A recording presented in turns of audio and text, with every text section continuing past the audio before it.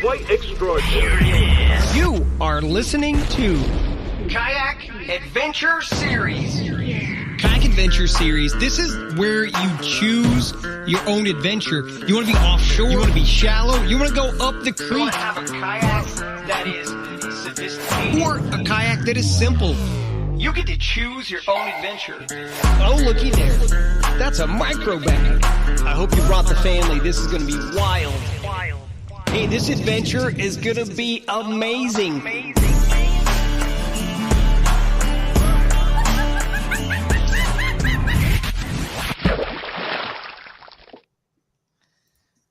Oh, I know. Every time I hear the monkeys, I just think about Florida next year. I don't want to skip ahead. I'm just like, I think about how we were supposed to go there and we didn't. Yeah. Well, we were in Florida for ICAST, but I also, Billy, that's crazy you said that because I think about the same thing. I don't think about monkeys in a jungle somewhere else. I think about Drew's them. been thinking about this. That's exactly what I've been thinking about. We'll get into that. We'll get into that for the 10 people, whatever it is watching right now. We'll explain that for sure. But I was going to pull up the graphic for the Ocalapalooza. But yeah, I think about that river, the Silver Springs, and the wild monkeys that are there. And I think about how we'll be there in 6 months in Florida, starting off season 2. And we will know who season 1's Broodmaster was at that point. Broodmaster. That's what we're calling it. We'll get into it. We're going to get into it. It's going to be fun. So how are you guys? You recovered from the Susky? I mean, seems like it takes me a day longer to recover. I didn't really do much fishing, so I basically just got to be a passenger princess on the way home. So yeah, but we had a lot of stressful stuff happen at that event that we had to figure it was out. stressful, but it somehow wasn't that bad. I know it seems like an oxymoron, but it happening was stressful. It's all this stuff's gonna happen. But then when it actually happened, we knew it was coming, so it wasn't blindsided. And Drew and I were so bored on Saturday. Let's be real. Well, you know what? You guys did a really good job. Leading up to it, there was a lot of decisions that had to be made. We wanted to make sure everyone was safe. That was the biggest thing. But you were bored on Saturday. I'm just gonna let's kick this off with a quick video. Yeah, let's do it. Yeah, I think that's how I do it. All right, this is.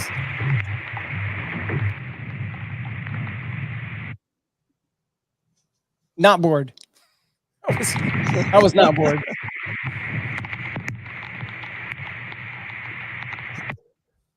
Yeah. Billy's wandering around. Look at me. Billy's wandering right there, like that guy who got out of the nursing home. Yeah. Yeah. Where's Uncle? What am I doing here? What am I doing? Where's Uncle Lynn? He's walking down the street in a white coat somewhere. Someone see Billiam? Where's Billiam? Yeah, Billiam. I'm going to find a graphic while this is all going. Oh, here it is. I think this is it. Yeah. I'm going to bring that in because we're going to need it. So I'm going to bring it, but I don't have it yet. So you guys continue amongst yourselves. But I'm working on bringing in a graphic for us for the Wisconsin River Fest, which we're going to talk about. Start hyping up a little bit. Let me show you guys what we did. That's how bored we were. Look at that. Hang on. That guy may look familiar. Are you showing with the helmet? I didn't show the actual thing. Okay. You showed the ending right there. Oh, it's for later. Paddling upstream. You can see me in the corner there in the top left. All right. I'm trying to get this done. But no, it was wild. I mean, it really was. I mean, all the decisions, like you guys said, we had to make once they were finally made. I do agree with you. Once they were finally said and done and made, then it was actually pretty, all day Friday was kind of Jake and I were now what do we do? Just guess nothing. We're doing drone the footage. Entire day. Drone footage whenever it was not raining, which was not very often. But I did get some cool stuff. Almost crashed. But first drone flights in a while. It's a brand new drone. And I used to have the Mini original. And then we got this new Mini 4 Pro, whatever, from DJI. And then, I mean, we're well, I guess first flights are they're going to happen in the rain because that's the only choice. And if we go out there, yeah, we got Ryan Van Tine on some cool shots.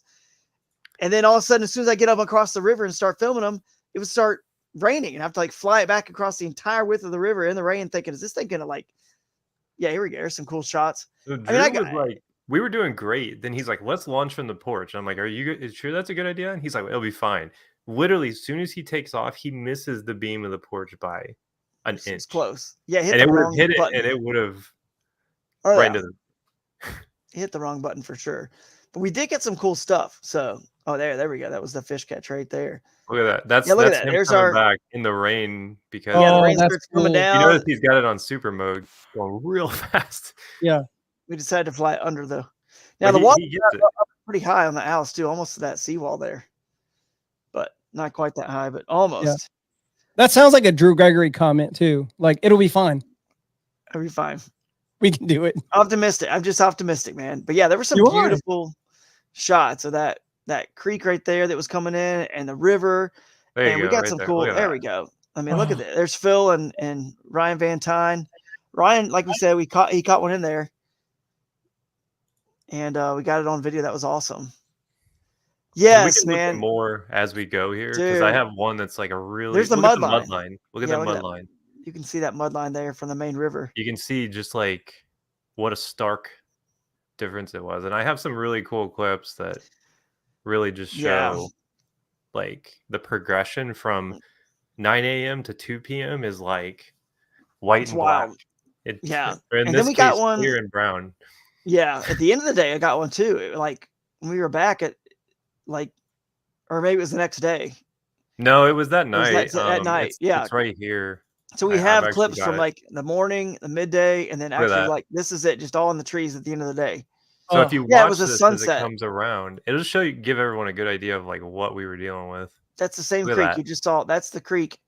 This is way up that creek where actually it's coming in muddy, but the actual main river's coming in through the woods right there. Look at that. The main river's feeding in through the woods. That I don't know. It's light colored chocolate milk, and the river it's like it looks like Rocky Road or something. Yeah. But what's crazy is like compare this to the one we watched prior, and it's like, look at this. Yeah, you can't even see those logs. Oh yeah, that's it coming through the woods right there. Just flooded up in the field. Yeah, that was like that little feeder channel. It wasn't really like a creek. It was kind of just like a. This isn't anything until it floods, right? This, yeah, right. It's like a. But that was a fun house to be at, a fun experience just to see a river rise like that all day long and realize how much time we actually have. I was surprised how much time the anglers had. Because I don't know if you guys noticed this, but I looked at I haven't looked at every fish caught. 13 hours. Yeah, they had a lot of time, but I didn't look at every fish caught. But I did notice that Mark Bradford caught a fish, I believe it was around 4:30. And in the river, I'm not counting anyone who fished the lake, that one little lake that was in bounds. But 4:30, he still was catching fish. I'm sure somebody caught a fish later than 4:30, but let's just say 4:30. Then that means he had from 6:30 in the morning till 4:30 that was still able to catch fish in fishable water. So that's impressive. They had longer than I thought. 4:51. 4:51. See, it was like 4:51. I knew it was 4 something. 4:51. He literally, and I'm sure he got bites after that or could have, you know what I mean? Like, but somebody out there could have. So they figured it out and were able to keep fishing and finding fish all throughout the entire day, pretty much. I mean, almost till 7. And I think we made the best call we could have made. You know what I mean? Like, we couldn't have had the event on Saturday. I mean, look at this. It's already by Friday evening. Look at what it looked like. We literally made the best call we could have. We got it in. Anglers figured it out. Someone's going to win no matter what the conditions, no matter what tournament. You could have a tournament on Raccoon Creek right there at Dustin Hoy's place, which brings up the fact that Raccoon Creek Outfitters, presenting sponsor of the podcast, everybody, go check them out. But you could have a tournament on Raccoon Creek. And I know it's got a lot of dinks and all that. But look, someone still has to find the biggest fish that are in the pond, right? In the river, in the creek. And grind it out, and someone's going to win. And that's the way this tournament was. And it's not like, big fish weren't caught because they were still. So it made it interesting. That's for sure. What's up, Dwayne Wally? Tourney Export, great. I think you guys out there probably agree. Tourney X was awesome as always. And appreciate all his help and support of the series. So, but yeah, good event. I mean, it was stressful, but once we got it all, the hardest part for me that no one understands is like, it's not like this is just me in a pavilion somewhere. We all meet up and I just tell all the anglers. It's like the Toyota dealership, the food trucks, the music, the theater has to change. Like all these people have to change. There was a company, Five Mountain Outfitters that was going to come do kayak demos. They loaded everything up the day before and ready. Like I said, e-bike company, there's just all turns out we could have just done the demos from our backyard. Yeah, it turns out. So a lot of changes, a lot of calls had to get made, and where we're switching things to. And like some of the calls didn't get made, and we learned. We've learned a lesson. There's one call, but it was no big deal. It all worked out. It really wasn't a big deal, but everybody was able to adapt and adjust, including the anglers adjusting to the fish and conditions. Cause I'm sure they didn't fish any of those same conditions during practice, obviously. So they kind of went in a little bit blind, other than the first couple hours where it just hadn't been affected yet at all. And, obviously Parker came out. We just put up the recap yesterday. Ryan Parker came out with the win. Again, we're going to get into it. We're going to have him on the show tonight. Steve Baker's going to be here. I think he's already in the queue too. And we'll have those guys on to talk about it. But yeah, do you guys want to? We'll quickly go over the news and notes. All I have right now is just one main one presented by Omnia Fishing there. Which guys, I've been working with Omnia. I can't really talk about it yet. I don't know what I'm allowed to say. And they're actually listening. This is incredible. Believe it or not, a fishing company that actually listens to the anglers and implements the feedback. And I've been telling them, why doesn't the app do this? Or why doesn't the app do that? Or show this or that? And they're like, oh, okay. I didn't know that, yeah, if that's important, then we can make it happen. And they're doing some stuff and making some changes. That app's about to get really, really good in the next like 4 to 6 months, I would say, maybe even 2 months for some of the features. It's about to get really good.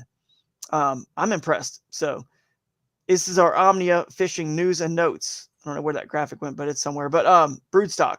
We announced Broodstock 2, an Allegheny adventure on the stage at the Keystone Theater during the Fiesta on the Susky Awards. I think people were excited because we were in Pennsylvania already, and we were able to announce a future Pennsylvania stop, and not just any stop, Broodstock 2.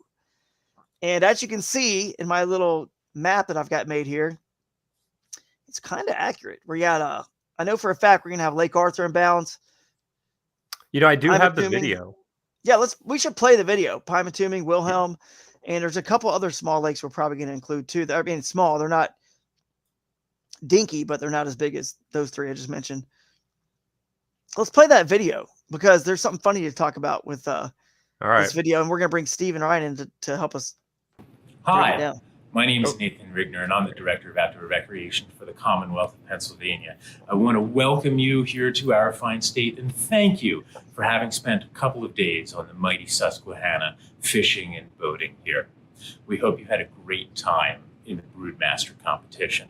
Broodmaster. Fishing and boating add $600 million to our economy every year here in Pennsylvania, and we are incredibly appreciative of it. Outdoor recreation, like what you are participating here, is a driver of our economy, and it helps connect people to nature and our communities. The best news in all of this is that next year you'll be back. Broodmasters 2 in the Kayak Adventure Series is going to be hosted in the magnificent Oil Region National Heritage Area in beautiful Franklin, Pennsylvania. You'll be on the amazing Allegheny River and its surrounding lakes.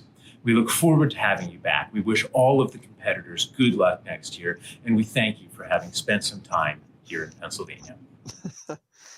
Dr. Nathan Rigner, that guy's Director of Outdoor Recreation for the state of Pennsylvania. Oh, man, so thankful for him to do that video. He wanted to be there. Some other things kind of conflicted. But Broodmaster, he made the slip. I sent him the script, and he nailed it. I mean, nailed it. Other than the fact that he said Broodmaster, but that actually turned out to be the coolest part of the whole thing because now we have a title. The question I want you guys to help us figure out as we're going to bring in our current Broodmasters of sorts. technically not Broodmasters. We'll figure out. We need to figure out. Hey guys, what is Steve and Ryan? You guys won the team division, and Ryan, you won the individual division, the Torpedo individual division.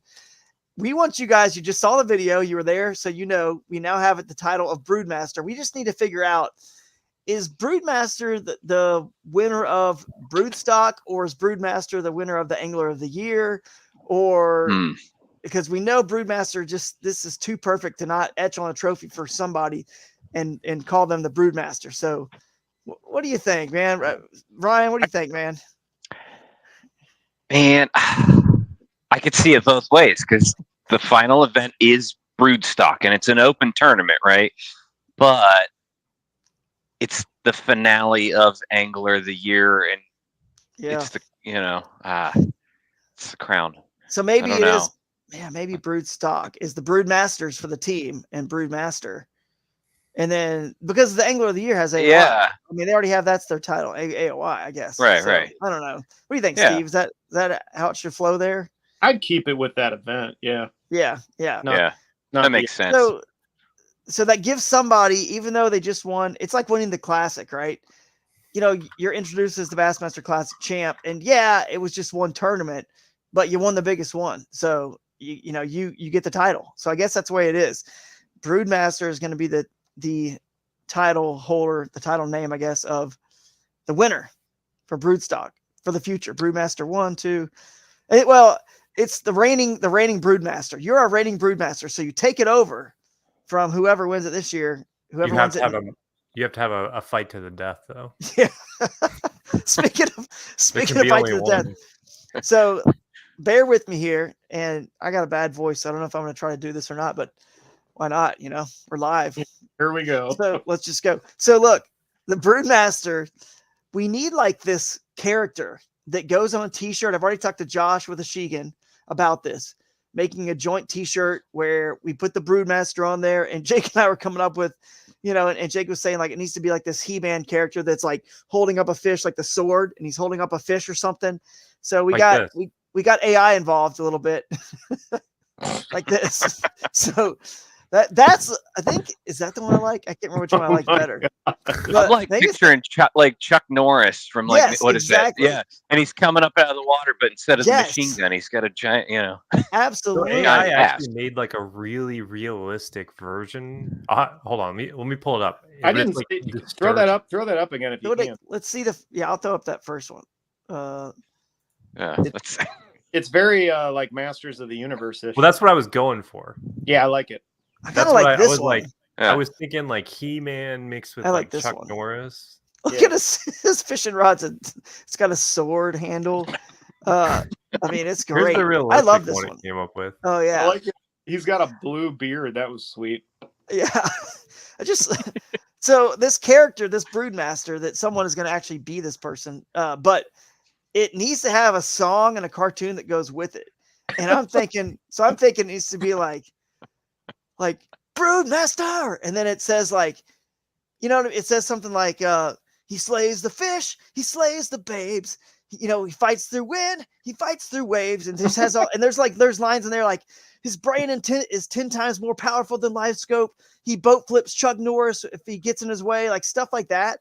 And then just this whole like animated cartoon, and we play it at the end, and then the Broodmaster holds a trophy up at Kentucky there at Bowling Green. And they are the new, and you can buy the shirt. You can buy the Broodmaster shirt at Broodstock that maybe a Shigan will help us design a cool one. And yeah, we need a script. We need a song. You should add on to it, like turn him into a bobblehead too. Make sure it can be a bobblehead. Broodmaster does not wear a PFD. Yeah. He is the PFD. Broodmaster he's unsinkable. He's unsinkable. Like already. Naturally. He's naturally buoyant. He you can come up with so many lines about things that he does that yeah. Hey Drew, there might be someone out there that's not all the way dialed in. I was gonna share can you see it? Here we go. Of the universe. I am Adam, Prince of Eternia and defender of the secrets of Castle Grayskull. This is Ginger, my fearless friend. That'll have to be a smallmouth. Powers were revealed to me the day I. Oh man, this is hilarious. That was perfect. We need something just like that. That's what we need. Aaron saying, what? No PFD. I mean, look, technically he's going to have a PFD. It's either going to be he's got, like, he's naturally has so much buoyancy or so much hair on his body or something. PFD, his arms. Yeah, his arms. We'll figure out all the funny stuff that this Broodmaster does. Like, you know, like a fish never flops off his board. He's never had that happen. It'll never happen. It's impossible. It's not in his DNA. He's never lost a fish. When he sets a hook, he uses 500-pound braid and he just horses them in and they just get in the boat. And it's the way it is. His casts are so accurate. I mean, he literally could, it's like those trick shot guys on Instagram and YouTube. Every one of his casts is literally like in the bottle cap, you know what I mean? Like in the bottle or something, like perfect. He's just a master at everything in the sport. He is the brood master. That's the if whole he ever idea. Catches a small one, it's only and exactly 5 inches. Yes, he's a micro bag champ. He pillages and plunders through the villages and the rivers, the creeks, the swamps, the lakes. He takes what he wants and he just leaves nothing behind. He owns it. He it's all his. He's the broodmaster. So we'll hear some comments about that, I'm sure. So let's see. Yeah, man, gosh, need to do one on the Connecticut River in Vermont, New Hampshire. Incredible fishing. Robert, I'm with you, dude. I'm with you. I mean, I am. I just, I'll tell you. Go everywhere, right?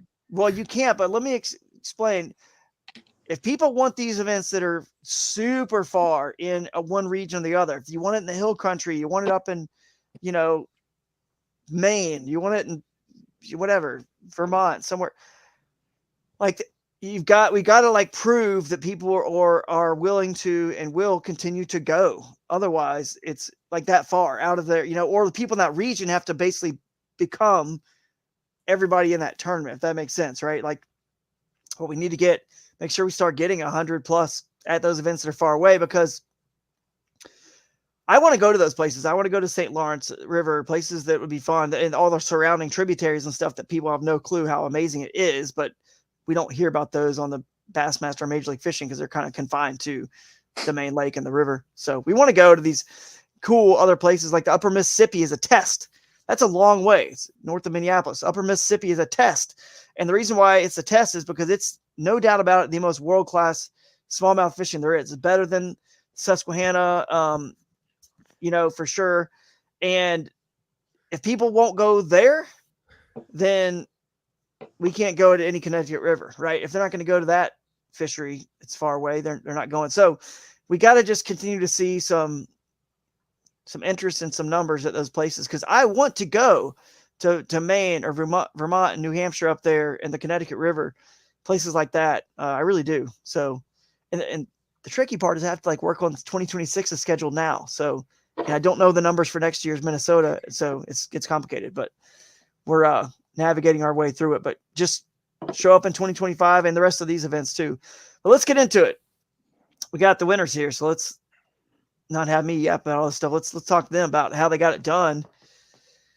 Yes, the main event. GoPro, presented by GoPro here. The main event, guys. So Ryan and Steve and Jake, you chime in with questions you have. We got to like get these guys to spill some juice. Let's break this down. We talked to them a little bit on stage, but I don't know, man. I don't know what I would have done given that forecast and that rain. What were you guys most concerned about? Was it where the rain was going to fall, or where the lowest, clearest water levels were currently, knowing that it would take a little bit longer for them to, because when we got there during the week, their levels were a little up, not bad, but it was staying in some places. But there was some water in that boundary that was crystal clear and lots of it. But what was the concern? The rain that was about to fall and where it was going to hit based on the forecast, or the clarity that was currently in the river? Go ahead, Ryan. I think both of us kind of tend to agree that we don't mind a little dirt in the water. Obviously not like chocolate milk, but I think our concern for the most part was just, I think staying ahead of it and covering enough water to give yourself the chance to stumble upon just the right school of fish, whatever. Because as it goes up, it just concentrates them more and more and more. And it's just playing percentages. Like, okay, if I hit enough spots where I know fish are, there's a really good chance where one of those places is loaded with the right fish. Right. I had that one spot, first thing in the morning, and it was kind of one of those deals where I was like, I have to start here. That's just with the conditions. If they're there, that's an eat spot. If they're there, they're there, and those are the right fish. There was a bit of a high water refuge behind it, so we had the intentions of hitting it again. With a couple hours left. Yeah, that's cool. Man.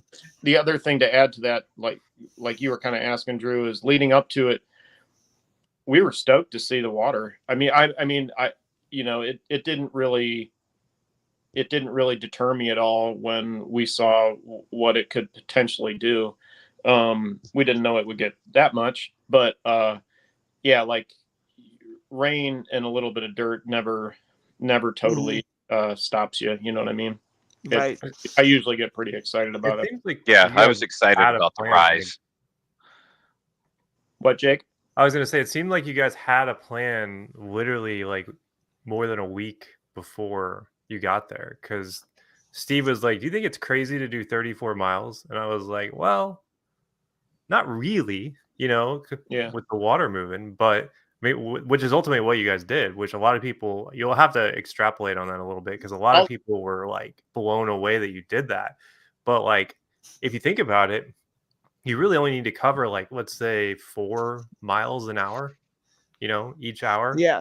And you'll knock that out. No problem. Like you won't even notice it. I mean, if you're not stopping and fishing a lot, like I'm doing a 22 Friday and we'll be done by 6, it's like, you just got to pace yourself. Yeah. Go ahead. I think the other side of that too, and Steve has a lot more experience, maybe not up quite that far up the North Branch, but with some of the North Branch, and his experience is that there's a lot. We're hesitating to call it, or we don't want to call it dead water, because there's probably fish there, but to the way that we fish, just kind of hard and fast, it's hunting and pecking for those spots. There's some guides that probably can hammer them up there, but we had sections that were 4 or 5 miles that we were just on the motor the whole time. So it's 34 miles, but when you're motoring for 5 at a time, here and there, it makes the difference. And with that current, I know someone who's done over 50 in a day. Oh, geez. And they caught it over 100 inches when they did it. Yeah. And guess who it was? Jeff. You. The Broodmaster. Wow, we really fell into that one. You guys fell into that one. Yeah, he does over 50 a day and catches 100 inches every time. So, but I'm sure Jeff has actually done that. But yeah, maybe Jeff is the Broodmaster. Yeah, no, but I mean, leading up to and to Jake's point, I had kind of thrown the idea out there to Ryan too, based off of some of the stuff. So like 2 years ago, the Bassmaster event, one of the days I was on the North Branch and I didn't have a good day. And so I went back a couple weekends after that, just to spend a lot more time to try and figure it out. Cause I had not, it just tore me up. And some of the time I had spent going back had made me realize and again, to Ryan's point, like there is, for me or us, I just saw a lot of dead water or water that I didn't want to fish. And like Ryan said, I mean, I know there's people that know that area way better than I do. And they know some of those spots that are in between what we would consider like high probability areas that you would catch fish. So when I kind of threw it out there to him, like, is this a possibility? Would you be interested in it? He was like, yeah, whatever, we'll take a look at it. So one of the practice days we did it and it was nothing. I mean, even at the flow that it was on Wednesday, it was nothing to do that mileage. And then we kind of had it in our back pocket. Thursday we split up, but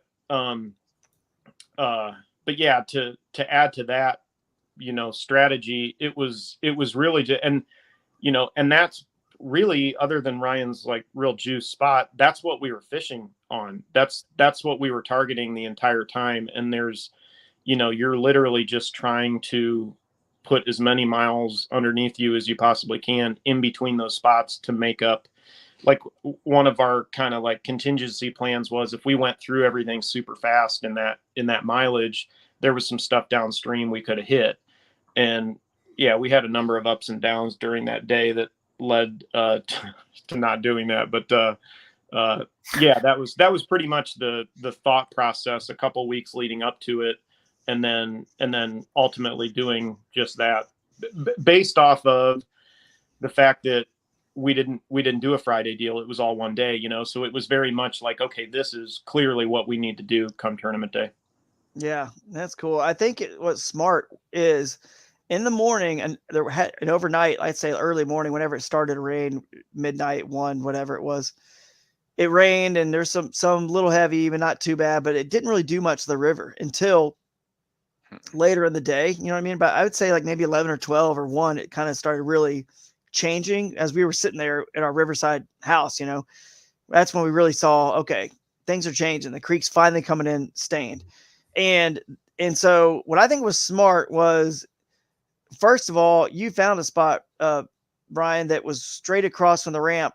At the very beginning, that was going to fish exactly how it fished in practice, right? I mean, it was going to fish the exact same way. So that was smart, and that's where you did most of your damage. So you were like, I've got to get this and get it before, because you didn't know when it was going to mud up completely and become unfishable. Could have been, for you, as far as you guys all knew, it could have been 10 o'clock, could have been 11, 12, whatever, but you knew for a fact it probably didn't take you that long, maybe, whatever, to fish that area. It could 30 minutes or whatever it was to fish that area and see if they're there. They're there. And it was a 20-yard chunk of the bluff wall that was actually productive in the way that it was. And I mean, I know why it was versus everything else.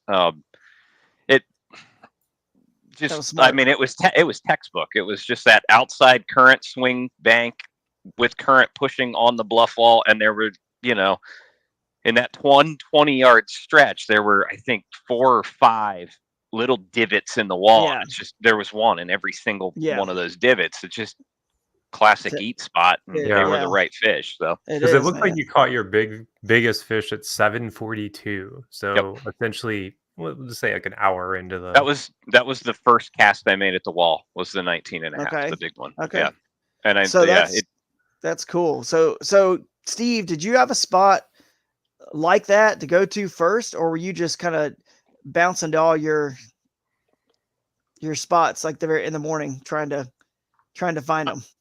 I'm sorry, but I'm trying to do something. There you go. There it is. There it is. And there's another thing that we found. There they are. There's the fireworks. Oh, wow. That's freaking, that's a Broodmaster does right there. Yeah. The non-techie Steve found something the other night on iPhones where Ryan actually knew about it. You can do things and it like messes with the screen. Anyways, that's crazy.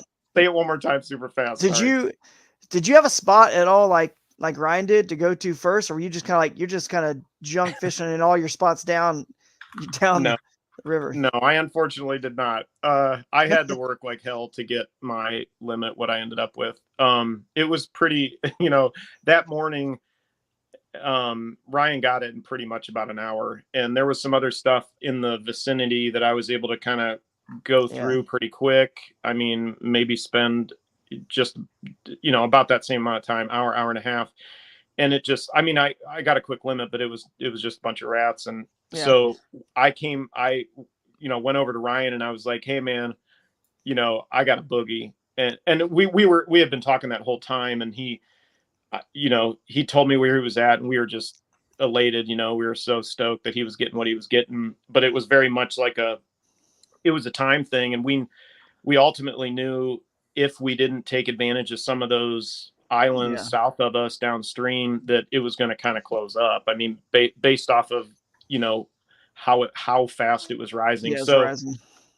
Ryan spent a little more time up there as I went down. And he met me pretty soon after that. And we just started working through every single set of islands. I mean, there was probably, I mean, I don't even know, maybe 20 or something that we had to go through. And like I was saying earlier, there's just big space in between them. I mean, and you know, you could probably catch a couple in between that, but in my mind, we were going for clean water on the backside of grass, Right. and that was really the only thing that was producing bigger fish. And so when we'd use up an area, it was time to leave, you know. So yeah, that's interesting. You said that, because as we watched the water rise, there were some grass islands in front of us, and we flew the drone. The backwater cuts, you know, the sloughs, any creeks before they actually got muddy, right? And the backside of grassy islands, any islands, and any little back cuts to those actually stay clear a little bit longer. You know what I mean? Especially the backwater sloughs. So, and we had a couple. We had a couple of those that we would work through, and man, they just did not produce at all. You could catch some fish in it, but nothing of any size. I mean, that's, as we all know, those backwater areas can be just havens when it comes up. You know, you can get a boatload of them in there, and for whatever reason, I don't know if it was too dirty, but we weren't picking up fish in those areas. So yeah.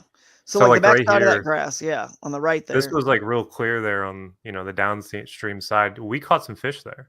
Yep. Yeah, actually did. I went out and just kind of messed around in front of the cabin one day just to catch some fish while I was there, and that's where I caught him, was on that mud line between that clear water. I was trying to find the really good overhead shot. Yeah, it really shows exactly what.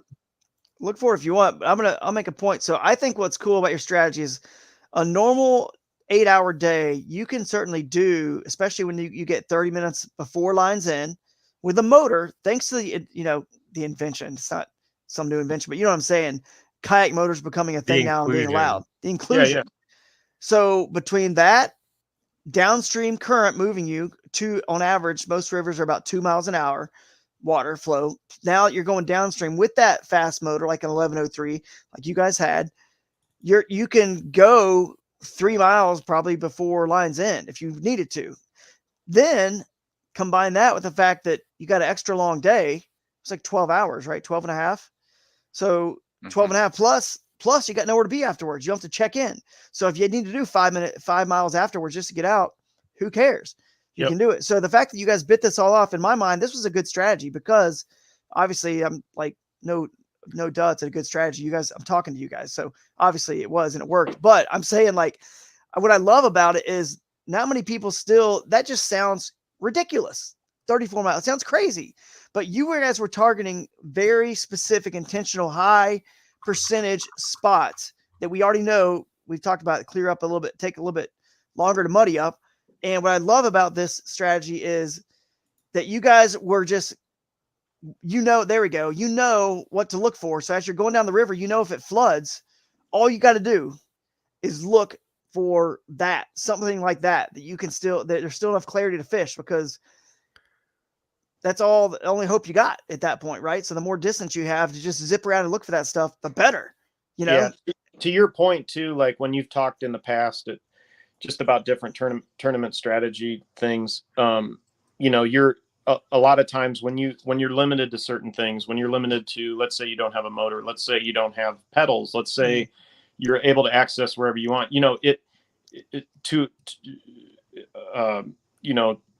it really does limit you in where you can fish. And that can be a bad thing, but that can be a really good thing. I mean, you can basically take, like you've said in the past, like I said, you take whatever, just for instance, 1,000-acre lake. Well, if you only have 100 acres to fish, you only fish that 100 acres. If you only have a creek channel, if you only have a small tributary that you can fish, you fish it and you figure that out, and you can eliminate just a massive amount of water. And that's, I mean, other than Ryan's spot, that was really what we were doing. And even in pre-fishing, we were still, we were still checking all the boxes. We were still looking, we were throwing some slow stuff at Permawood. We were fishing the bank. We were throwing it, spinner baits on logs, whatever, just to see if they were tucked up to. We were doing all those things, but once you narrow down where you ultimately think the biggest bites are going to be, it really is beneficial to just get the heck out of there when you're not in an area that you think they're going to be at. So yeah, that's true. Part of the practice too, just knowing that was all coming. Wednesday we did the same big float, much slower, but it was mostly spending time looking for the concentrations of fish in and around where we knew the high probability areas would be, not where they are today, but where they're going. Slide to, yeah. And so a lot of the gears were just turning from, the rest of Wednesday, Thursday into Friday. Yeah, like you catch that morning, you could catch some on current seams, but within a short period of time, a couple hours, those current seams were essentially non-existent. I mean, they were just so mud. They couldn't find anything. If the biggest, loudest thing you threw past them, they're gonna just really struggle to find it. Yeah. No, that's cool, I think man. I caught every fish. So I didn't fish a ton while I was there, obviously, but a lot of the fish I caught were all on current seams, which I went back out. I don't know. What time did I go back out, you think? Maybe like 2 or 3, just to, right at the Airbnb there, just to look around and just to be like, okay, can you still catch them? No, they were nowhere in those same areas. Like the mud had pushed in. It had just become completely different, essentially. So it was like, it was interesting to me, like how some people were able to continue to catch them as the day went on, because they were essentially fishing different conditions, like than what we started at. So. That was it's just in the tournament day, having the start that I had. Steve was doing what we had planned, and I just felt like I was like, especially once I upgraded that last one with the 16 1/4 or whatever it was. When I hit 90, I was like, I think I can go experiment with some weird spots. Like, I have the time to go do this now, and maybe I stumble on something that just we totally overlooked, and then I can, like, Steve, get over here. Like, they're in people's backyards. They're in whatever. Which I had a couple big boils right on the bank that seemed to be reactive to the jackhammer I was throwing. That some people did catch them in the grass when it flooded. Because I was talking to a few people that caught some fish towards the end of the day. That's where a lot of our better fish were coming from, even on the backside. Like, we were throwing 30, 50 feet up into the grass and ripping it through there. Yeah. That was my upgrade. That 16 1/4 came out of a grass chute, maybe a foot wide, but it was buried in the grass. So right, it's not which ended up science. being an important fish. Yeah, that was the huge fish. If you look at the standings here, yeah, exactly. Brooke caught up all day long. He kept climbing. But it's not rocket science. I was going to say, fish when it floods have to have a refuge, right? They have to have a current break. So what you guys did, all your current breaks are pretty obvious. They're the islands, there's the backwater sloughs, and there's creeks. That's the main three. Right.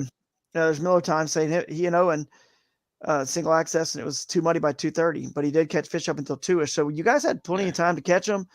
We continued to catch fish pretty much up until the end of the day, when we had to motor the last long stretch of kind of slow water. Right.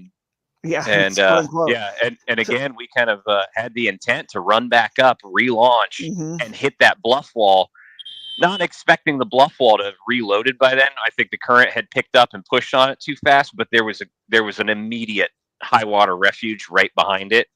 As it came off that outside swing, it dipped back, and I was like, if they're there, they're right here. Like, it's going to be dirty, but we're fishing for a bite or two at that point, and why not? Dude, I love the fact that this tournament made everyone, essentially, it brought everyone to square one, almost like there was no pre-fishing. Other than the fact that you did pick up your fish were because of pre-fishing, for sure. At the beginning, you found them, and it was still the same. But at some point, everybody's plan. And I love the fact that you guys were smart enough to figure out, well, let's find the most sections with the islands, the most high water refuges, the current places they might pull into. You're guessing where they're going. We hear this all the time. Bassmaster, Major League Fishing, the anglers are always talking about, well, I want to be where the fish are going, especially in spring tournaments. I want to be when fish are coming, not where they're leaving. And you guys were kind of thinking like ahead of the game, like where are they going to go when it floods? Because we know it's going to come up at some point. And we want to be in a section and marking as many, because there's going to be creeks and tributaries, whether ditches, small creeks, big creeks, in every section. But you guys had the bonus, and I know you were fishing that stuff too, obviously, but you guys had the bonus of the island sections that you would zoom to, and because you had those, plus any backwater sloughs, like we just showed with that mud line. That's what I thought was pretty smart, because everyone's going to stumble. If you're just fishing, junk fishing the bank, which most people, a river all looks good, so they can't stay disciplined to like go like you guys did, move to one place to the other, because it all looks good. But you guys did that, and it's hard to do that. It's very hard to do that in a river. It just all looks so fishy, and you got to learn to read the matrix. And you know who really reads the matrix of the river the best? Broodmaster. Broodmaster. Anyway, he does. I think by the end of the day, most of the creeks, ditches, whatever was flowing in was pretty like backflowed and blown out with just mud. But the islands in the middle were like, I think that like 4 o'clock, I think I was still fishing like a foot and a half of visibility behind some islands and some back shoots and stuff. So, so that's pretty cool, man. That was fun. That was a fun. I mean, I'm glad we were able to pull it off and just see what was going to happen. I was mostly concerned, obviously, about the weather itself. Like, I didn't want any like thunder and lightning and tornadoes to spawn on you guys. And that was a tough call we made, but it worked out. We said some prayers, everyone would stay safe, and you guys did awesome and figured it out, you know? So yeah, we definitely got a little bit of that at certain points, but I think for the most part, we dodged a bullet on that. Yeah. Did you bring up the standings? Did you bring up the team standings? I did. I can show them again if you'd like. Well, the team, I don't know if you brought team. I can do both. But hang on. Team Loveland Paddle Sports is commenting here. They're asking how big the islands are. I'd say they're medium. I'd say anything as what you see. That's relative. And it doesn't even matter, right? As long as it's an island, it's a current break. So in the sense, you're going to fish them all. Anything that's slack behind, and it changed a lot. Loveland Paddle Sports fishing, it changed. Those island sizes changed throughout the tournament. I would say the majority of them were a football field. Yeah. Something. Here's the team standing, so which you guys won very comfortably. You did. We should pull up the I've got it up too. I could share it, or Billy's doing this maybe, but we should pull up the AOI standings and get a little check on that, because that's a huge AOI point bump from second place from Team RCO there. So that's pretty cool. Mm-hmm. You guys got the benefit of that new AOI scoring a little bit, that you kind of blew them out. So I mean, still a good score. I mean, what was that? Robert and Dustin had a good score, mm-hmm. and River Rats behind them. Still good scores. I'm impressed by this though. Clayton and his son. Oh, I know. Yeah. Clayton, I think they were the only. If they were in the Catfish Derby, they probably would have won. They were the only, I think, 2 other anglers that we saw all day on the whatever it was, 34 miles of. Even pre-fishing, I don't think we saw anybody. Nope. Yeah, I think it was definitely a cool event for sure. There was a lot of people on the Shamong. In case you're curious how to pronounce it. Tried. Yeah. There's AOI. So let's see. So that puts. Okay, Lance is now behind in second place behind Ryan. Obviously, your total's 200. So if anyone wants to do some math, if it stayed like this, which it won't, because I'm sure something's going to change come the next event. Lance was what, 12 points behind you? If it stayed like that, then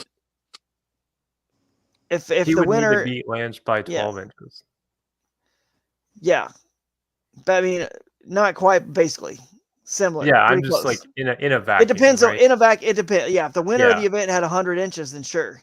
But the winner is probably going to have a little bit less. So because I mean, you could get somebody. Basically, I know Jonathan was contemplating coming up for Wisconsin. You could have him come up and get like a good, solid second, third place finish, and it would be, things would be a lot different. So exactly. So there's many people still in the mix of this thing. It's not like I would say because we still have one event left. You know what I mean? A lot of people have a lot of top finishes. So, I mean, Steve's still in this thing. You got Jonathan.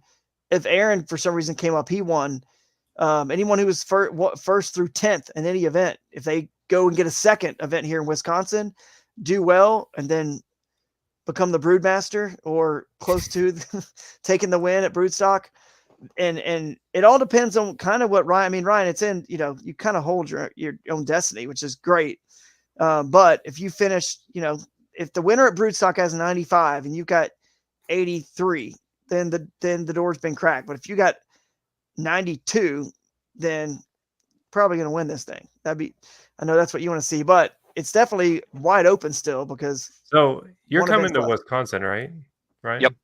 So you're essentially coming to play defense because if you win this, right? I'm coming to play for the team.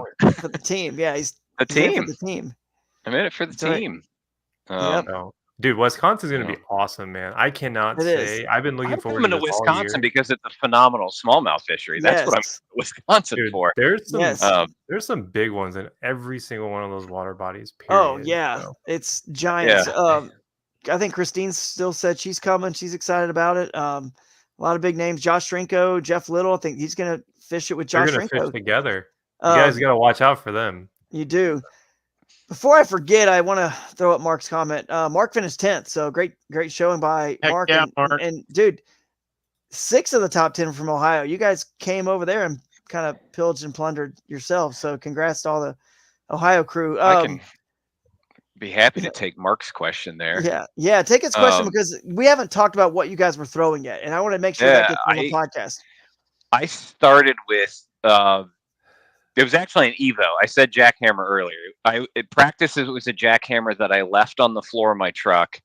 I had another 1/2 ounce Evo. Color didn't matter. Like in practice, I was throwing white everything. And I was like, I got a 1/2 ounce black and blue. That's fine. I put a white trailer on, 7-inch jerk shad trailer, like just as big as I could get. Just let's move as much water as I can. And that's what I caught pretty much everything on. Late in the day, I started mixing in. I took a big double willow collar or spinner bait.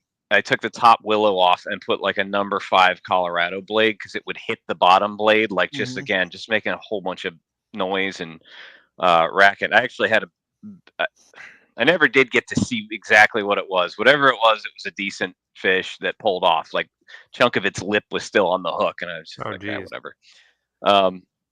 I threw everything on straight braid. You get dirty water, and I don't know. It's important for me to feel everything, especially like I know the Susquehanna uproots a lot of grass, so like being able to feel when your blades stop moving to either pop it free or fish whatever. They're not going to see anything. It doesn't matter. Yeah. So, but to feel everything, I felt like was more important than anything else. But yeah, it was pretty much those two.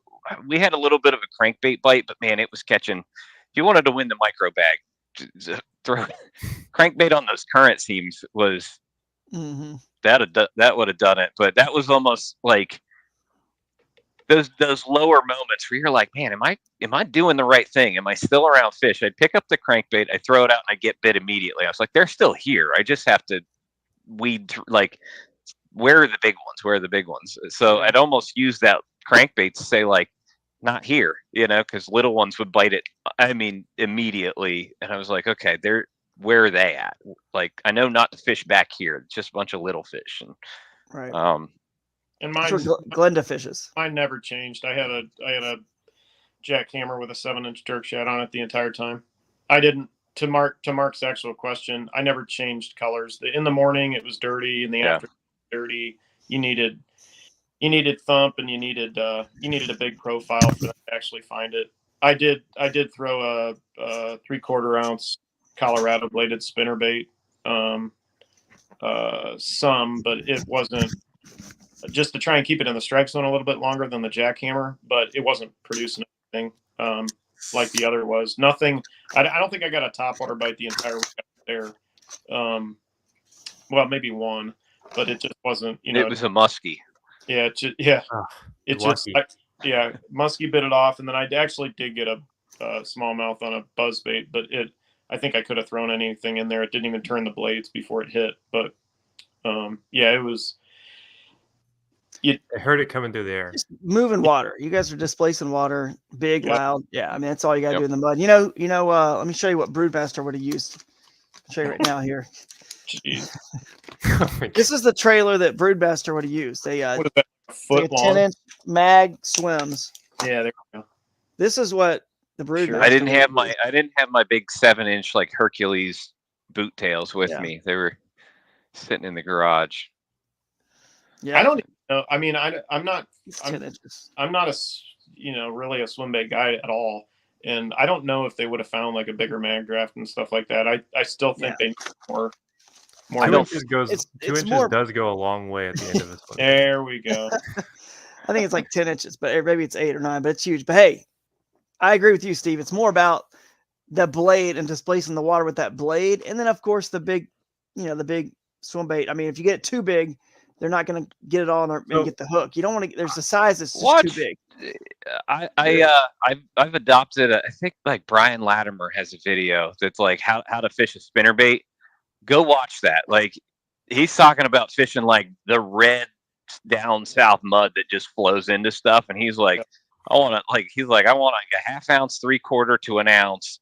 I put 2 or 3 skirts on it. I cut, and I think he cuts down like a 5 or 6 inch boot tail just because the boot's bigger, and threads that on there. But his point is just, I want it to be as bulky and ridiculous as possible. It doesn't matter what it looks like. The fish never sees it. They only feel it and react to it. So I've adopted that a long time ago, and it's true. It doesn't matter, like color wise. I got a video out there somewhere. I put two skirts too. I like that. I feel like with mag drafts, since you brought that up, like mag drafts are best when there's just a little bit of stain in the water. But once you get past a certain point, I just don't prefer to throw them. Like, they're like to me, they're a big finesse swim bait. That's there are some that thump hard, but not many of them. Yeah. None of their tails thump as hard as a chatterbait. I mean, blade, right? No, so much of the big swim bait world is just a big meal that they, oftentimes is trying to look as natural as possible because you're trying to fool a fish into eating something that big. So all right, so let's switch gears a little bit. Let's bring up, as I just play with this plastic here. Let's switch gears. Yeah, swinging this around. And the question I want to ask now is about what Ryan said earlier about, if he found something, was on something, he could go and tell Steve in person, which is, legal. You can talk on the water to each other. As long as you're not calling on a cell phone, you can't give tips like that. But it's an interesting dynamic we're seeing in this kayak adventure series, because if you tell Steve that they're over here and all of a sudden he wrecks them and jumps you, gets above 90, you've kind of hosed yourself in some ways, but your team has risen up and you've helped yourself in other ways. So you were thinking the whole time about, hey, the worst he can do is jump me one spot, right? It's not like you're telling 10 people this information. Yep. So you guys were going on, it's better to just focus on that and let the chips fall where they may. And I think that's interesting because it's just a good reason. I think what I'm trying to encourage people to do is enter that team division, because it can give you advantage a little bit in the individual division. I think there's strategy in it, even from a practice standpoint. Because Steve and I, like, we were talking about stuff weeks ahead. Yeah, we can elaborate. Yeah. But even, Wednesday and Thursday, at the end of the day, like Wednesday we fished together, but we did different stuff. We were trying different baits, and it just, you can only cycle through so many things. Steve can only cycle through so many things, but together we're cycling through twice as much stuff. Yes. And at the end of the day, we can compile all that information and say, oh, you were catching them here on this too. All right. So that's okay. Check. Yeah. That's a pattern. This is a pattern. That's not. And then, given those conditions, because rain gear was like laughable after about the first couple hours of that rain. Like one of my buddies why was did I like, even put "I'm this never on?" fishing again without proper rain gear." There were enough lows too, but like when you're out there with your buddy, it's misery loves company. It's not as bad. Yeah, not as bad. Yeah. So morale, like just from that standpoint, or again, just reaffirming the things that you were like after a while, I wasn't catching them on the backside of the islands, and I was like, man, and I still needed that one, and then Steve told me, he was like, dude, he's like, I just caught like a 17 way up in the grass, and I was like, okay, and then not long after that, I was able to call out that 12.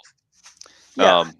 Cool, I would have eventually got there throwing in the grass, but it would have been after I passed where that 16 and a quarter was. So there's two trains of thought on this, or there's multiple trains of thought on it, but like ours is, I mean, we want to beat each other just like anybody, but at the same time, there isn't a single thing, and I think I could say this comfortably, there isn't a single thing that Ryan and I aren't telling each other. We were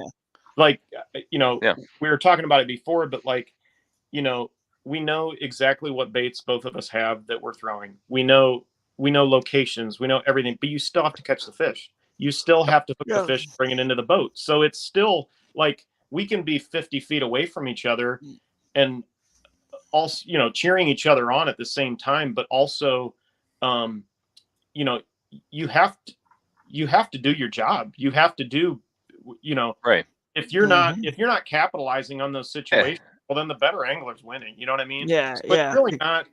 I mean, it's very much, and that's just the way we kind of do it. Yeah. Where, you both of us know kind of what the whole deal is, and let the chips fall where they may. I would be as a member of a team, like I'd be more bummed if Steve wasn't putting in his best effort, than if he just wasn't, like I think you get what I'm trying to say. Like I do. I'd rather have him beat me because he put everything in, than it to go the other way around. And my buddy, I want to see him do well. I always want to beat him because he's good too. It's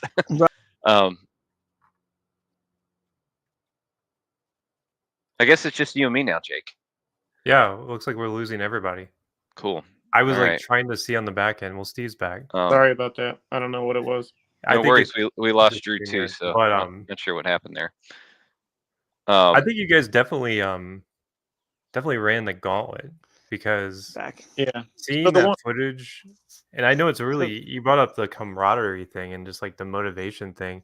When I fish by myself, I want to quit a lot sooner than when I'm with someone else. And what I mean by that, I'll tell you what, and that's almost 13-hour day. It was nice to like have those little morale boosts, like laugh about the rain as we're motoring from one set of islands to the what or whatever. Just those little pick-me-ups, The fish, right? It's like they're still biting, It reaffirms what you're doing.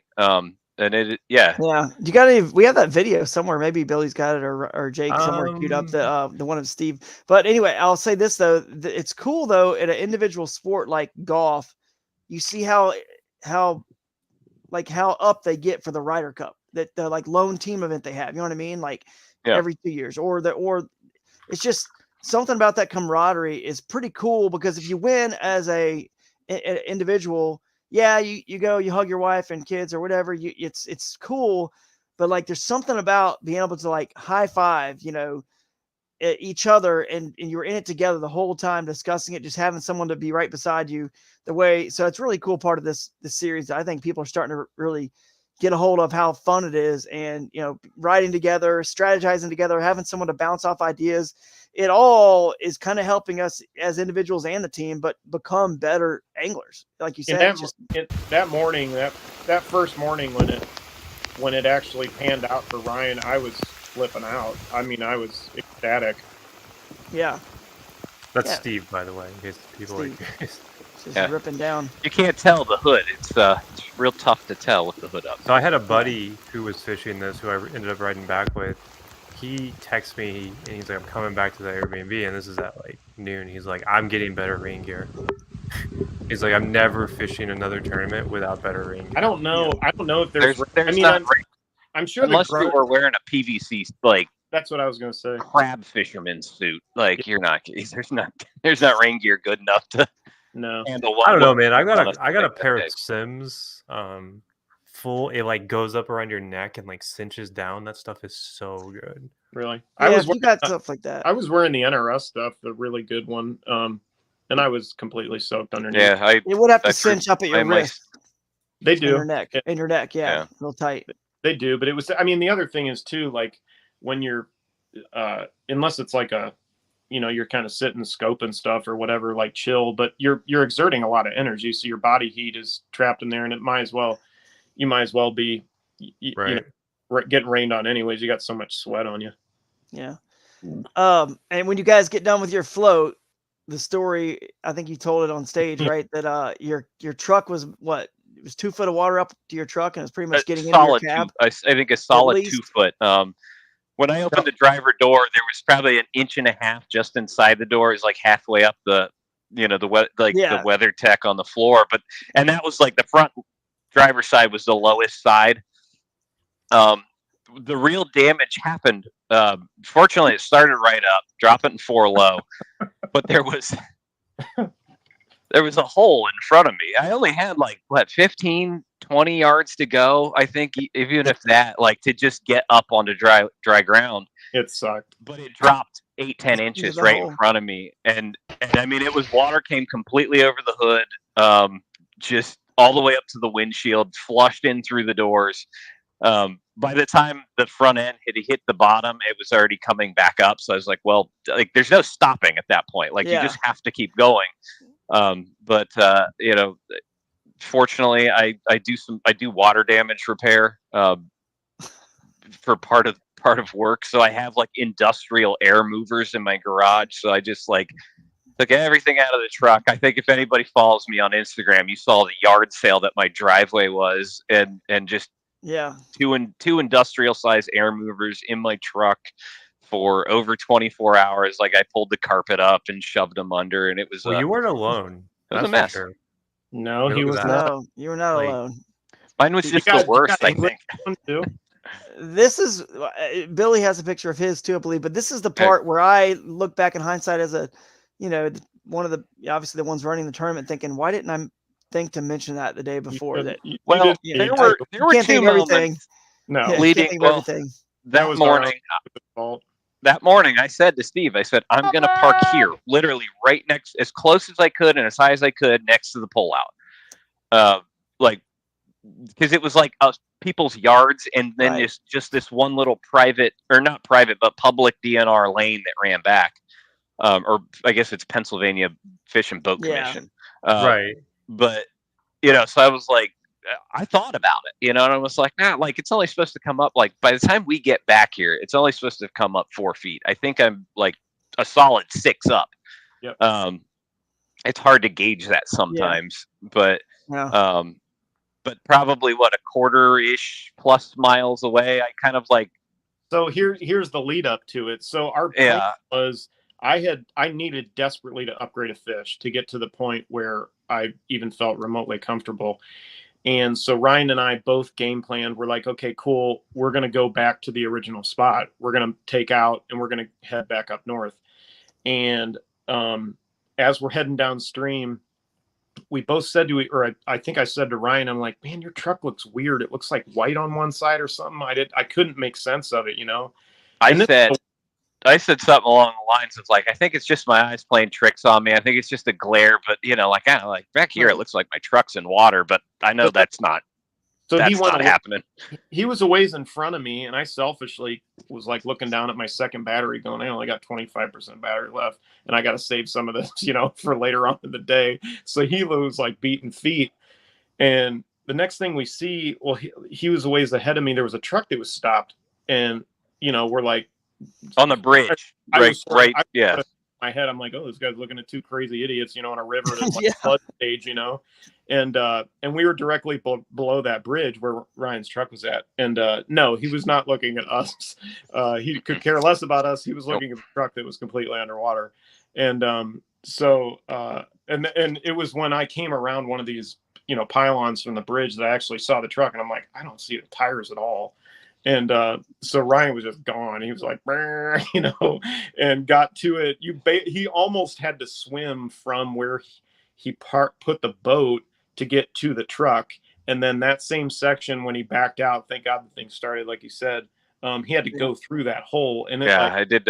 He completely went over the hood. I did, but yeah, my best NRS clad Hasselhoff out to the truck, and well, these are the cool Did you take stories, a picture man. of it? Yeah. No, we were not in a we were not. Well, I'll be honest. I thought about it until I saw it, and I was like, I don't think I want to wait even the 30 seconds to snap a photo. I get it. So the only reason it actually happened in that area, because technically we probably would have been fine if we weren't where we were, like even elevation wise, is we were at a creek mouth, and this creek wasn't even like really a legit one. Even in the morning. It was like the size of a sidewalk, like if that, barely even a trickle. Yeah, it was like class 4 stuff coming out when we actually got there. So it was backflowing in the area just where his truck was. So it was like dumping massive amounts of extra water right at his truck. Yeah, I had to move a whole pile of driftwood like off the back of it, just that had got stuck on the on the tailgate. Did you guys launch at the creek, or did you launch on like the river? I guess River Right going downstream, like because I know where you guys were based on just conversation. Well, we didn't single access. We floated it. Yeah, that was where we're talking about the takeout. Oh, gotcha. Yeah. So we get everything situated, and Ryan's like, I'm basically done. It's your. It's like we got to get you whatever a better limit, and so. I was like, well, I am not done. I have to go now. We got to. I think I had 40% left on my second battery, so I gave that to you. I was like, here, that way you've got a better shot at getting back up. So we get there, and we're crossing we're going over top of the bridge where we put in at that creek, and Ryan just goes, oh man. And I was like, what now? And he's like, you're not putting it at all. There's no way you could put in here. There was trees coming. And you pulled out your phone. We both looked at it. We're like, nah, that's not happening. Yeah. And you pulled out your phone, you found another place, and I was like, I'll stay here in cell service. If something happens and you can't get back up, go to the next takeout and I'll come pick you up. I still had every intention in getting on that river. I mean, I wanted so bad to upgrade. So I found a spot below and I found a spot above. The one above was probably only, it might have been a quarter of a mile. And I could have got down to the spot to try and upgrade, but there's zero chance I was getting back up it. And the next takeout was like 5 or 6 miles down. And I just I'm as a dad, you're like running everything through your head. I'm like, this is not worth it. You know what I mean? Great finish, 5th place. I mean, anyway, but did you ever consider going to the lake that was in bounds, or no? It's probably only 20-30 minutes away from you guys. No. So I'm just curious. Some people went there and still once it got crowded, I think some people that started there. And they were there all day long. It's a small lake. So, but then there were people who went there in the middle of the day when it got bad in their area, like let's say 2:00 or something. I know the stats on the lake. Yeah, we had over 14 different anglers fish the lake at any given point. 14, wow. On that exact lake? Yeah, and that doesn't count people who didn't. It was the only lake in balance because the other lakes got closed off to the flooding. So at one point there was 10 people who had submitted fish from there. And then that last wave came in, and we had a couple people, I guess, who had finished their day there. I still felt like I could upgrade. If I could get to the spot, even though it was, we weren't sure if. I mean, we knew it would probably load again, but we weren't sure if the conditions would allow it to be fished. But I was still like hell bent on trying to make something out of it. We didn't, like even when we stopped, we didn't feel like we were unsafe at all. Yeah. By any means. Well, man, what an event. It's one we're never going to forget. I've told some folks that we've hit the unlucky lottery like twice in a row with weather. So we are due for good conditions for about 10 years, I would say, in every one of our tournaments for about 10 years. So congrats on a great finish. Someone had to win. You guys figured it out. And Ryan in particular on the individual side did for sure. And that's exciting to see how this is all going to play out with AOI. I want to wrap up with a couple things. There you go, Steve. He's got the fireworks going again. Wrap up with reminding people about what happened to Nate Hall when he got back. His house caught on fire probably next day or two. We got some pictures there of, that's not even the worst. The worst is I think the kitchen shot, but there we go in the bedroom. So his house caught on fire. It's just everything looks like it's donezo. And there has been a GoFundMe set up, and Ryan Van Tyne and crew. There's the I'll post it here on I just posted it to all the comments. That's the GoFundMe. If you guys want to help support Nate what was he like 7th place, 6th place, something like that? Catch a check. He was the winner of the tiebreaker, but they got third in what's it called? They got third in team. Him and Aaron Proper got that team. So. Oh, Nate's a great guy, been a part of this kayak fishing community for a while and always a class act. So I'd love for you guys to continue to support him. And there's also, we'll put up a link to, there should be a tournament. I'm pretty charity sure. tournament. I already, entered that tournament through, I'll just look at it right now and post it. Just type in Nate Hall in Tourney X and it'll come up. Nate the Great Benefit Tournament. I'm putting it up right now. And right now we've got how many? Let's see. So you've got 17 anglers in that tournament. I think Ryan Van Tyne and the Keystone Bass Kayak Anglers group are. Here, I'll post that real quick. Are doing that tournament, and we've donated. Thanks to Aaron Proper for helping us with one of them, but the other one is on Kayak Adventure Series. So 2 entry fees to Kayak Adventure Series will be given away as prizes for that. So that's a $300 value, $150 a piece. So 2 entry fees to our events. And that, we don't give those. We've never given an entry fee away to anybody. Everyone pays the entry fees. The money has to go in and go right back out to you guys. But we'll eat the cost on this one. And of course, it's for a good cause. So we want to grow this GoFundMe and this tournament and help those guys out for sure. Let's get them. Well, I don't even know what the GoFundMe's at, but let's get them over. Their goal is 10,000. We're at 7,475. Awesome. I think we can hit 10 pretty quickly here. Let's continue to spread the word about that. The trying to think that anything else that was funny or crazy from the our trophies got shipped to Missouri. I don't know if you guys know that. Our trophies I heard about that. Yeah, they were from a number I didn't have saved in my phone, and they were like, trophies arrived. So I just assume it's my Pennsylvania, tourism Robin, the tourism contact I've been working with, that the trophies arrived. I'm like, and I reply, I'm like, awesome, nice. And then all of a sudden I realized, like, wait a second, didn't that say Poplar Bluff Chamber of Commerce on that, and then I looked and it did.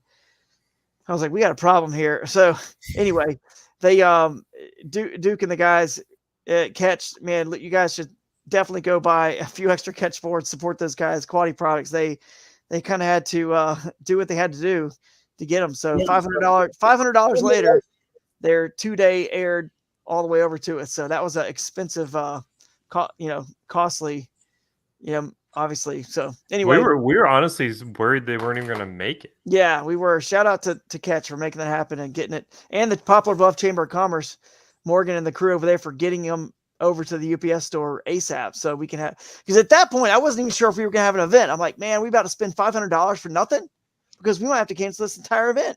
So anyway, it was crazy. There was just a bunch of craziness that happened. It was fun though. It was wild. It was exactly, it was a kayak adventure, right? That's the name of the series. It's exactly what it was. And so thanks to you guys for all staying positive through the whole thing. And support Raccoon Creek by going to KANEO's tournament this weekend down there. Dustin, Ryan, and I. Right. One of the other things that happened was Saturday during the day, Ryan got an email from the lady for our campground, and she's like, "You're not coming here. It's completely closed." They're like pulling the RVs out and stuff like that. So Dustin was nice enough to put us up in the house. So that was really greatly appreciated. Yeah, that was really cool, Dustin. And whoa, wait a minute. Put you up in the house. Yeah, well, the driveway. The driveway. That's all we need. We don't need much. Yeah. You probably should have come to our Airbnb because you slept could in the have driveway under the house and stayed dry. There you go. We're dry in the truck. Well, it all worked out. We had extra rooms, and Brooke was able to come back. He was on his way home, second place, Brooke Williams, and he was on his way home. And then we found out he was on his way home, and we knew what he was second. And I was like, oh man, we can't have. So we had to hit quickly 89 inches, and I'm like, get him back here. It was an hour and a half. He got kicked out of his campground, so that's why he left. And he had an hour and a half. He was already an hour and a half down the road. I think he had a 3-hour drive. He turned around and made it back by midnight. He said, "Dude, we have a place for you, free. Just come stay. We got extra room at the lodge. We had some rooms at a lodge for our staff, and so we had an extra one there. And so yeah, it worked out good. We were able to get him back. I mean, it was all this just constantly juggling stuff, putting out fires. You know, we were doing a Luke. You know, Luke asked earlier if anyone juggled on stage. Well, I was juggling the whole weekend, dude. Like just constantly things we had to change. We all greatly appreciate it. Hold on, my stupid dog. Yeah, no problem. Glad it worked out. And Beagles. To shout out Raccoon Creek, and I wish I could make it to that. We have a family reunion this weekend. I'm so bummed because I wanted to. I mean, my schedules didn't work out for any of the kayak anglers of Northeast Ohio events this year, and I'm so bummed about that because I always had something going on. But that's my favorite one, the Raccoon Creek weekend. Like literally my favorite one. It's every year. My son's birthday is the same week, like same day as that. Hold on. Always like, we gotta tell a good story. Your son had his birthday and he ate cake last night. Tell that story real quick. This was he was like, we took him to a restaurant and the waitress came by and asked, like, does anybody want dessert? And we're just no. And my son Argy, he's turned 4, and he goes, I do. Like, didn't miss a beat. Looks at her like, I do. And she looks at me, you know, the waitress looks at me and I say, that's his birthday. Yeah. If he wants cake, he can have cake. And she asked him what he wanted. He's like, I want a donut. She's like, well, we don't have donuts. So he got this, like, you know, like giant restaurant sized portion of chocolate cake. And the kid, and this is like, we're already past his bedtime at this point already. And he ate 2/3 of it. Oh, okay. Like this was a piece of cake that like 4 people share, and he ate 2/3 of it. I've never seen a kid like sugar drunk before, but I'm not kidding you. He stumbled out the door. Like he's bumping into things, stumbling. He tripped over a parking block. He's slurring his words. He's like just slap happy. That's cake drunk. Yes. And this morning I had to wake him up, and he told my wife, what did he say? How did he say it? He said, we asked him, hey, do you still want to go to the, we have like a family tradition that whenever Cassie's mom comes into town, we go up to this specific nursery and plant shop north of Columbus.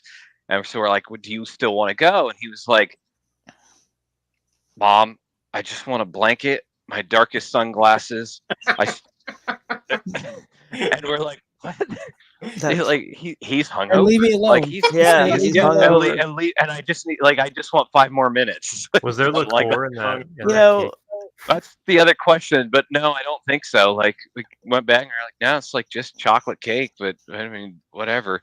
But he like half slept on the way. He's just, it was like past his hilarious. bedtime, slamming cake. You know what you need? He likes to fish a little bit, right? I mean, you get him out there. So oh yeah. You know what you need to do for his cake topper? What's that? Oh yeah, man. I'll tell you what. If I'll call some people, see if I can get one 3D printed or something. Broodmaster cake topper. That's what he needs. He needs the Broodmaster cake topper. I might call a buddy of mine and we'll talk about a song. But yeah. Oh, if you know anyone who can I was song off, thinking that would be the best thing ever. I've been texting this entire show. It's in the works. You guys send us lines. Send us new lines too. I love it. The song Master of Puppets, the Metallica song, I feel like that would be a really good one because that part where they're saying faster, faster, they could say master, master, and then brood master. Wally can play that on guitar. There you go. Really? something to No that. way. That's, yeah, we gotta have an audio bite for this. We got it. I tour managed a band for like 3 years, so I've got a handful of buddies from those experiences that I think they'd kind of enjoy doing it. Yeah, That's awesome. That's exactly. We need to find someone who will volunteer. Hey, we got to wrap up. But last thing I will say is direct your attention to something quite extraordinary. Last thing I say is to Steve and Ryan. People don't know this, but is it still playing the song? I can hear it. No. Okay, it's still playing in my headphones. Dude, you look like you're getting really excited to say something. Well, I was gonna give you guys a compliment. There we go. It stopped. The audio's stopped. So what I was gonna say is, people don't realize this, but like, there are people out there just like Steve and Ryan who are working their butts off, listening to podcasts, going and fishing and applying it, learning it, getting better, being determined to figure this out, solve this puzzle, and rise up the ranks and from their local clubs up to to be the Broodmaster, up to national levels. And I knew I would be talking to you guys at some point this year. I knew that just from when I've seen, as you fish Bassmaster events, Steve, with me, and Ryan, as I've seen you progress too. And you guys let me borrow torpedo batteries for what I did on, to win this. And it's just an accident. That's all I'm saying. You guys out there continue to learn, get better. And it's a fun challenge and puzzle. And I'm just proud of you guys because I knew it just was a matter of time. It wasn't about if, it was when. And it's pretty cool to see all your hard work pay off, because I mean, it's definitely paying off. You guys are right in the thick of this thing, and will be another, and obviously finishing just 5th at Bassmaster Susky, Steve as well. I mean, it's you guys have come a long way in just a short, couple years here. So, well, thank you. That means yeah. Thanks. Congrats. All right. Anybody else have last comments before Billy hits the? No, I'm just going to hit some acoustic. So, is there anyone that has any last words? No, I'm really good. This makes me think of the drone footage. All right, You are listening to the Broodmaster Adventure Series. Kayak Adventure Series. This is where you choose your own adventure. Yeah. You want to be offshore. You want to be shallow. You want to go up the creek. See you there. That is simple. You get to choose your Wisconsin Riverfest. It's going to be amazing. I hope you brought September the family. 6th This is and going to be 7th. wild. Hey, this Leading up to the adventure is Kentucky going to be Bowling Green. amazing. Thanks, guys.